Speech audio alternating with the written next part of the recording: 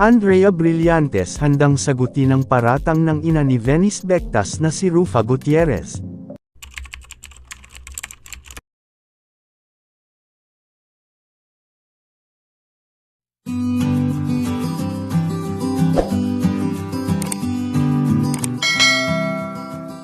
Matapos ang usap-usapang hindi sang-ayon o tutol si Rufa Gutierrez sa pagkakaibigan ng anak nitong si Venice Bectas sa young actress na si Andrea Brillantes, ay muli nang hinamon umano ni Andrea Brillantes ng one-on-one interview si Rufa Gutierrez tungkol sa aligasyon at isyu na kumakalat sa social media.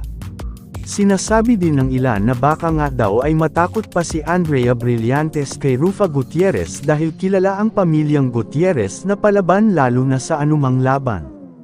Hindi pa man inanunsyo kung kailan at saang programa ay talagang na-excite na nga ang mga netizen sa kanilang dalawa.